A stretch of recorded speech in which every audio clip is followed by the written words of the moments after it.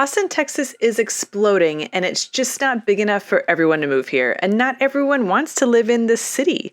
A lot of people prefer living in the outskirts and suburbs like Round Rock, Cedar Park, Leander, Pflugerville. Today we're going to talk about why you should or shouldn't move to Round Rock. These are the pros and cons of living in Round Rock, Texas. Hi, I'm Tiffany Moore. I'm a local realtor right here in Austin, Texas. I help folks from all over the world buy and sell homes here. I love it. If that's something you're interested in doing, reach out to me. My contact info is below. First, before we start, here are the 3 words that best describe the people who live in Round Rock, Texas, according to niche.com. Suburban, friendly, and happy. If that turns you on, great. If not, this video is probably not for you. Okay, let's start with some pros and cons of living in Round Rock. Pro number 1 is great school system. So one of the questions everyone asks me is, how are the schools? And while I can't give you my opinion on the schools, I can share some sources and some resources and what they're saying about the schools in Round Rock. So these resources will all be linked in the description below. Round Rock Independent School District is recognized as one of the top school districts in Texas. There were 7 schools from Round Rock ISD that were ranked among the top 5 schools in Central Texas by Children at Risk. Each campus got an A+ rating at a minimum. And the ratings were based on student achievement, campus performance, growth, and college readiness. The schools were Canyon Creek, Laurel Mountain, Cactus Ranch, England, and Summer. In the U.S. News & World Report's 2022 Best K-8 School Rankings, 4 Central Texas elementary schools ranked among the best in Texas, and all 4 are part of the Round Rock ISD. All were also on that top list of schools from Children at Risk that we just talked about. So the schools are Canyon Creek, Cactus Ranch, Laurel Mountain, and Patsy Summer. Even if you don't have kids, this is great news since being in a good school district has a big effect on the value of your home. In general, increases in school quality are associated with increases in average home prices in the school zip code. I'm going to link to this source in the description below. Another resource that I really like to use is greatschools.org. This measures a lot of different criteria to give you a really well-rounded view of each particular school and the school district. So Round Rock also has 8 international baccalaureate schools and has a regional campus for colleges like Texas State University. So the second pro is quality of life. Round Rock ranks as the 25th best place to live in the United States according to Money's Best Places to Live ranking for 2021 and 2022. Factors that they took under consideration are the cost of living, and this is taking into account everything other than housing, so we're going to get to that. Economic opportunity, more to come on that. Diversity, so according to niche.com, Round Rock is 50% white, 29% Hispanic, 9% African American, and 7% Asian. Health and safety. Crime is another topic I can't give you my personal feelings on, but I can direct you to a source. So to give you some crime stats from neighborhoodscout.com, again, the link is going to be in the description. Here's what I found. So violent crime is pretty low when compared to Texas in general. Per 1,000 residents, violent crime in Round Rock is at 1.55. Texas in general is at 4.5, and the national median is 4. So your chances of becoming a victim of violent crime in Round Rock is 1 in 646.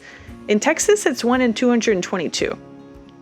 So another factor they took into account is the housing market. Round Rock is more affordable than Austin. The further out you get from Austin, the more affordable it's going to be. Is it more affordable than, say, like Coventry, Kentucky? Probably not. But if you're considering the Austin area, Round Rock is definitely somewhere to look at. Okay, number 3 is job opportunities. According to that same Money Magazine ranking that said Round Rock is great for quality of life, Round Rock also took the number 1 spot for projected job growth through 2025. So tax savings may have a really big role to play in this. There are no corporate or personal income taxes in Texas, and Round Rock has low property taxes and tax breaks for businesses. Round Rock is probably best known for being the base of Dell Computers. This is one of the largest technology corporations in the world, employing more than 165,000 people all around the world. But the whole Austin Round Rock metro area is exploding in terms of job growth. I've made videos about small businesses in Cedar Park sending rockets into space, and the tech industry is growing everywhere from the Domain to downtown to Cedar Park and up in Leander. And Round Rock is a huge part of that. So the fourth Pro is cost of living. When you compare cost of living in Austin, Round Rock is a very affordable option. So both Austin and Round Rock have fairly average cost of living when you exclude housing. The overall cost of living index for Round Rock is 105. Pushing it over 100 are housing and transportation. And for housing, they're talking about the median cost for a home, both buying and renting, not including property taxes. So in May of 2022, the average sales price for a residential home, single family home, condo, townhouse, all of it, in Round Rock was $592, which is 13% higher than it was in May of 2021. So in just that year, the average price jumped 13% in Round Rock. The city of Austin's average home price for May of this year was $823,000. So that's a really big difference between Austin and Round Rock. I'm trying to do some quick math. It looks like that's about $130,000 difference between the average home price in Austin versus Round Rock. So the transportation index is 110, and this is talking about costs for gas, car insurance, maintenance, and expenses. Those are the only two factors that are above an index of 100 that are pushing Round Rock's cost of living. Everything else in terms of like groceries, doctors, amenities, activities, all of that stuff is below the 100 index mark. So the only two factors that are making Round Rock more expensive for cost of living in general are housing and transportation. And granted, the housing one is huge.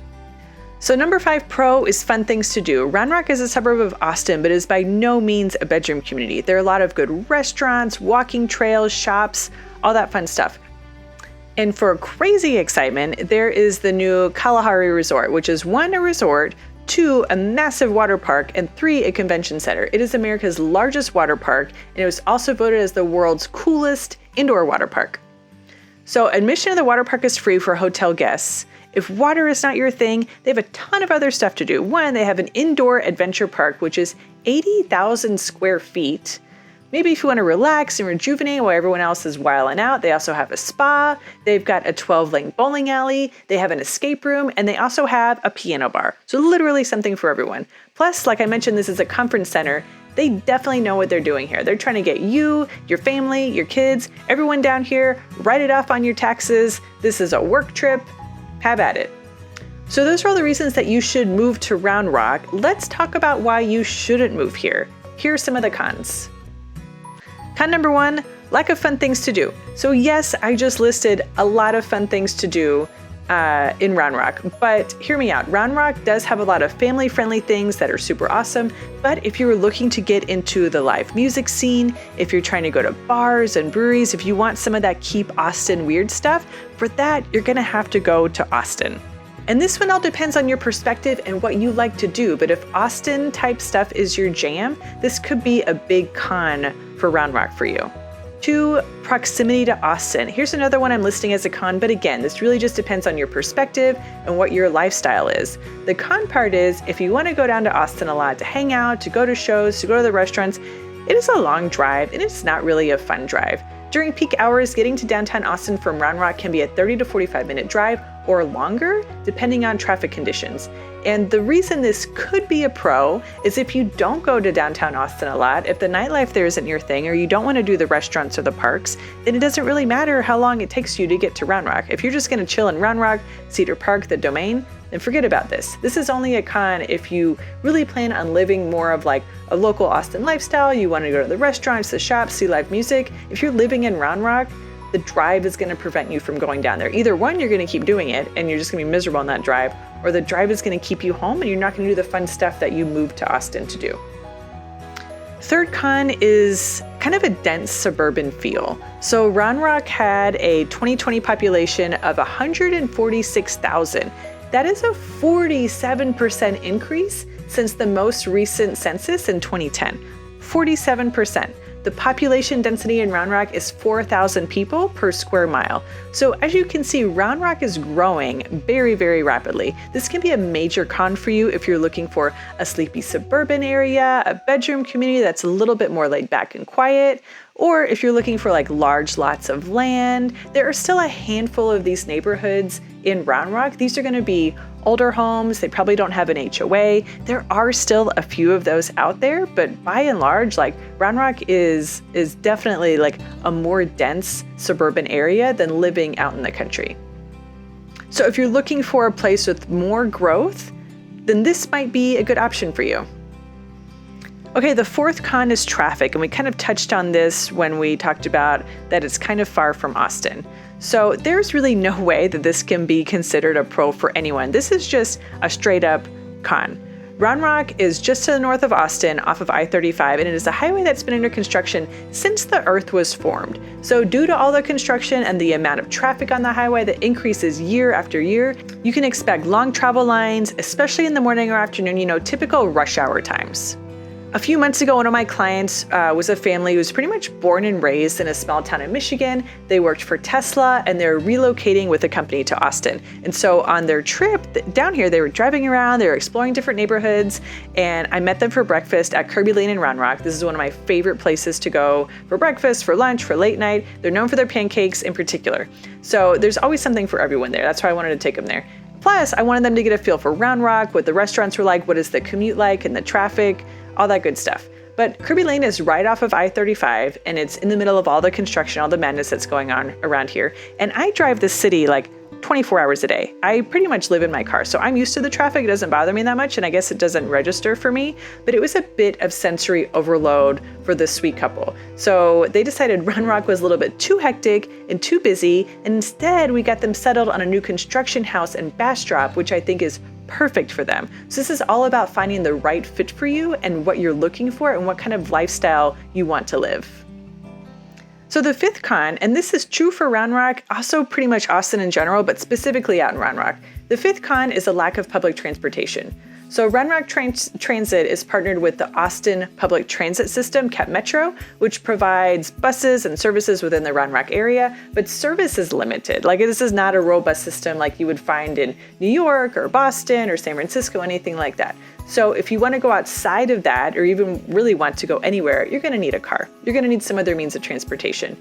If hopping the train is important to you, but you want to live outside of Austin, Leander might be a better option as they have a metro rail, and they're also adding another metro rail station in this area that's kind of like the domain called North Line. You may have heard me talk about it. It's like Leander's version of the domain. They're going to be adding a train station there. That's not coming for like years and years and years. So, if you want to wait for that, great. If not, Leander has its own train station. So if that's important to you to get downtown, that might be another option. And if that's your jam, I've got a lot of videos that talk about Leander and living in Leander, like this one right here. I talked to a lot of folks who are moving out here from New York City, Boston, Seattle, and they want to live somewhere walkable. And one, you can't even find that in Austin. While Austin is a big city, it is not walkable, and you definitely need a car to get around unless you live in a condo like right in the middle of downtown and you want to walk around with your groceries. Two, Round Rock is definitely the suburbs. You are not going to be able to walk to a grocery store or a coffee shop from your house, kind of wherever you live in Round Rock. So you are going to need a car more than ever if you live in Round Rock, Cedar Park, Leander, even more so than you would if you were living in Austin proper. Overall, Round Rock is a great alternative to Austin. It's pretty much gone through its growth phase, so there's little new construction going on. There is some, but it's not a whole lot. There are established restaurants and shops and parks, and there are a lot of activities to do. Whether it's the right place for you depends entirely on your taste, your preferences, a lifestyle that you live. But if you're thinking about moving out here and you want to check out another area nearby, watch this video. This is 10 things you didn't know about Cedar Park. And if you're thinking about moving out here and you need some help, reach out to me. My info's down below.